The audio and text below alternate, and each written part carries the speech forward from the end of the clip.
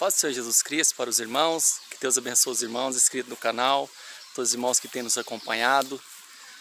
Eu quero aqui nesse vídeo meditar com os irmãos sobre Hebreus capítulo 10, no qual eu fiz uma referência no outro vídeo que eu falaria para os irmãos que servir a Deus na graça não é tão fácil assim, como muitos têm falado, né?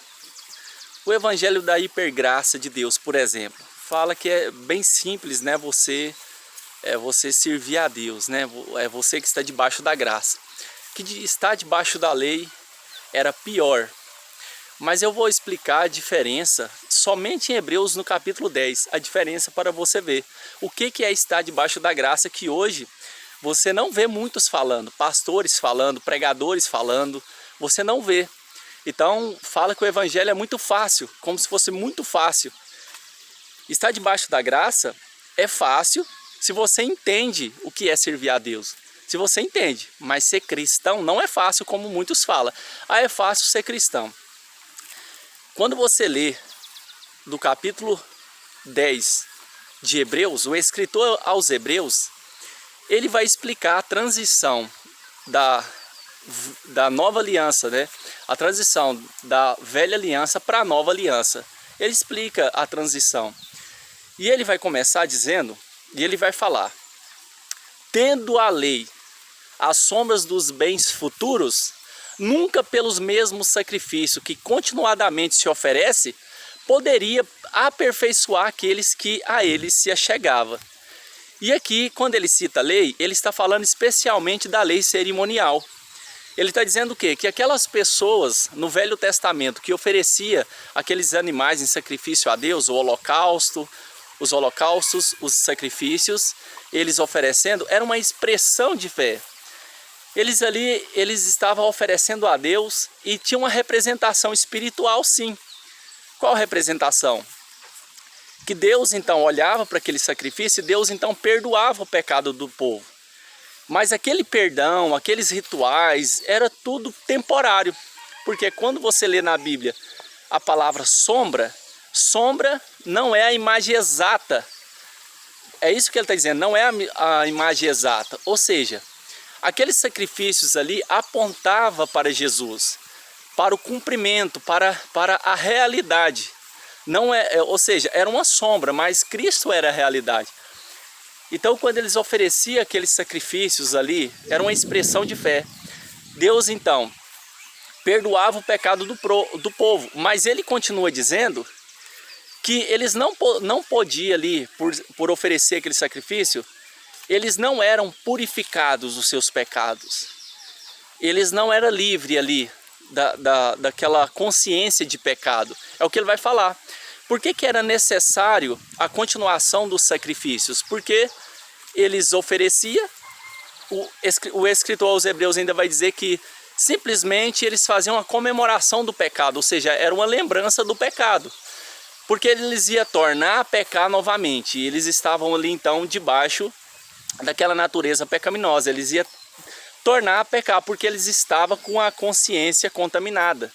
A consciência está falando do ser, da pessoa. Porque ele vai falar que eles continuavam com a consciência de pecado. Quando ele fala consciência de pecado, ele está falando que eles continuavam então com... a Bíblia vai falar que eles continuavam com a consciência contaminada. É nesse sentido, eles ofereciam o sacrifício ali, mas eles continuavam sim com a consciência de pecado. Se você ler no capítulo de número 10 ainda, do versículo 22, ele vai falar: cheguemo-nos com verdadeiro coração e inteira certeza de fé, tendo o coração purificado da má consciência. Ele chama de má consciência. E o corpo lavado com água limpa. Então eles tinham uma má consciência. O que governava eles então é a mente contaminada, que ele vai falar da má consciência. Então eles tinham que ser purificados dessa má consciência. Mas então eles não eram purificados. Então eles continuadamente ofereciam sacrifícios ali, continuavam oferecendo sacrifícios, mas eles continuavam debaixo da natureza do pecado. Então, ele está dizendo o quê? Que era uma sombra dos bens futuros. Era uma sombra das bênçãos, as verdadeiras bênçãos espirituais que seriam reveladas por Cristo. Seriam reveladas. A transformação da mente, do coração, do interior da pessoa. Ele verdadeiramente se tornaria uma nova criatura. Não se faria mais, não precisava fazer mais aquela lembrança dos pecados, a cerimônia do pecado. Porque eles iam tornar a pecar novamente. Por isso que eles teriam que oferecer aqueles sacrifícios ali todos os dias, praticamente ali. E também os holocaustos. Aqueles animais que eram mortos ali, eram mortos uma vez por ano, para Deus perdoar também o pecado do povo. Mas era uma lembrança do pecado, era uma lembrança. Ele simplesmente estava lembrando dos seus pecados, porque eles iam cometê-los novamente. Eles, quando fala de pecar, ele está falando da prática do pecado. Eles iam continuar esforçando ali, tentando guardar a lei, mas debaixo de uma natureza de pecado. Então, essas pessoas, eles precisavam então ser livres dessa natureza, da mente contaminada, do coração contaminado. É o que ele vai falar: cheguemos com verdadeiro coração, inteira certeza de fé, uma convicção de fé, tendo o coração purificado da má consciência. Da má consciência. Não adianta você colocar regras para uma pessoa que ele tem uma má consciência cumprir. Se ele está com o coração contaminado, se você pôr leis para ele cumprir, ele vai quebrar essas leis. E é sobre isso que ele está falando. Então no versículo 26 do capítulo 10 de Hebreus, ele vai dizer: se pecarmos voluntariamente, depois de termos o conhecimento da verdade, já não resta mais sacrifício pelos pecados, mas ele vai dizer, mas uma expectação horrível de juízo e ardor de fogo que há de devorar os adversários. Aí ele vai citar a lei de Moisés. Quebrantando alguém a lei de Moisés, morre pela palavra, só pela palavra de 2 ou 3 testemunhas. De quanto maior castigo cuidais vós ser merecedor aquele que pisar o Filho de Deus e tiver por profano o sangue do testamento, no qual foi santificado? Olha o que ele está dizendo para aqueles que estavam debaixo da graça, depois que recebeu o conhecimento da verdade. A lei matava só pela palavra de 2 ou 3 testemunhas. E ele está dizendo que maior castigo, maior rigor vai sofrer aquele que pisar o Filho de Deus e tiver por profano o sangue do testamento no qual foi santificado. E qual que ele está falando? Ele está falando ali se pecarmos voluntariamente. Como que a pessoa pisa ali, que ele está falando de profanação, de desprezo? Ele está fazendo uma referência ao Filho de Deus. É aquele que peca voluntariamente. Porque se pecarmos voluntariamente, já não tem mais sacrifício pelos pecados. Ele está dizendo o quê? Assim que aquelas pessoas no Velho Testamento ofereciam os animais e eles continuavam pecando, não resolvia nada, não adiantava nada, era só a lembrança do pecado. E ele está dizendo o quê? Que aqueles que estão debaixo da graça é a mesma coisa. Se a pessoa, depois de ter conhecido o conhecimento da verdade e continua no pecado, não resolve nada também, não adianta nada. E isso que ele está dizendo. Então tem pessoas que estão debaixo da graça, ela acredita que se Jesus recebeu a punição por mim, eu estou livre para pecar. Se pecarmos voluntariamente, depois de termos recebido o conhecimento da verdade, já não resta mais sacrifício pelos pecados. Não resta mais. Ou seja, o sacrifício de Cristo é em vão. É em vão, porque a pessoa ele continua no pecado. Então ele fala, se pecarmos voluntariamente, depois de termos recebido o conhecimento da verdade, já não resta mais sacrifício pelo pecado. Mas um juízo, ardor de fogo, que há de devorar os adversários.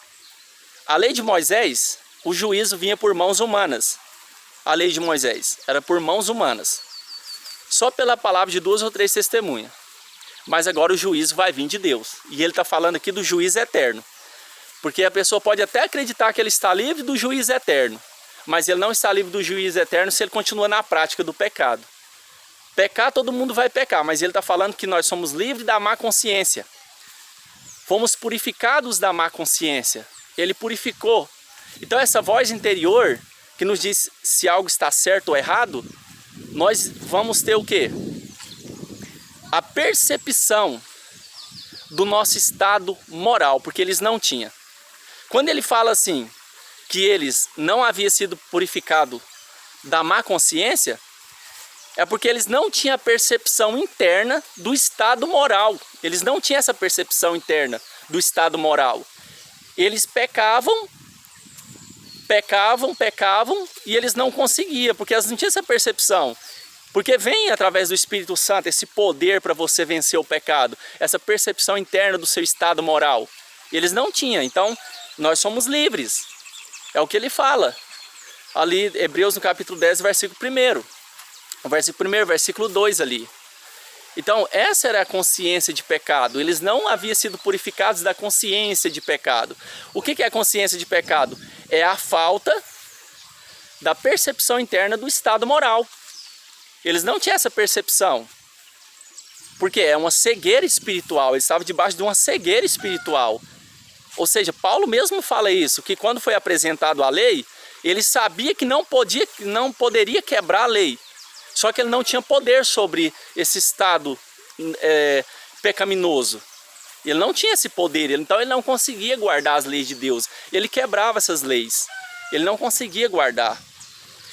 Então ele vai dizer ainda em Hebreus capítulo 10, o versículo de número 38 e 39. O justo viverá pela fé. E se o justo recuar, a minha alma não tem prazer nele. Nós, porém, olha o que o escritor vai falar aos hebreus. Nós, porém, não somos daqueles que se retira para a perdição, mas daqueles que creem para a conservação da alma. E aqui, meus irmãos, ele não está falando como os calvinistas falam. Que eles falam aqui que aqui ele está defendendo eleição incondicional. Ele está defendendo eleição incondicional aqui. Nada a ver, nada a ver. Totalmente fora do contexto. Quando você analisa o que ele está falando aqui, o que o escritor dos Hebreus está falando. Não tem nada a ver com eleição incondicional aqui. O que ele está dizendo? Ele está falando para eles assim, olha, nós não vamos viver na prática do pecado. O justo vai viver da fé. Se ele recuar, a minha alma não tem prazer nele. Mas nós, porém, olha o contexto, nós, porém, não somos daqueles que se retiram para o pecado, para a perdição, no sentido que ele está falando isso no contexto. Nós não somos desses que se retiram para o pecado, para a prática do pecado, mas aqueles que creem para a conservação da alma. Nós somos daqueles que creem para santificar.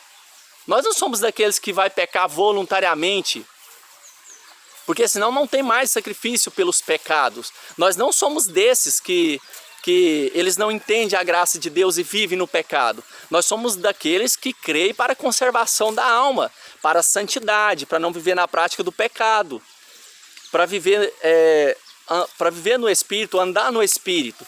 Nós somos desses, é isso que ele está dizendo. Somente Hebreus no capítulo 10 já deixa bem claro, já revela. O justo vai viver da fé. E o que é viver da fé? É só crer? É só crer ou ser livre da natureza do pecado? Porque você crê, você é livre da natureza do pecado, você é livre do juízo eterno. Porque tem cristãos que ele acredita que ele é só livre do juízo eterno. Ele não é livre da lei do pecado. Ou seja, o trabalho do Espírito Santo na vida dele foi pela metade.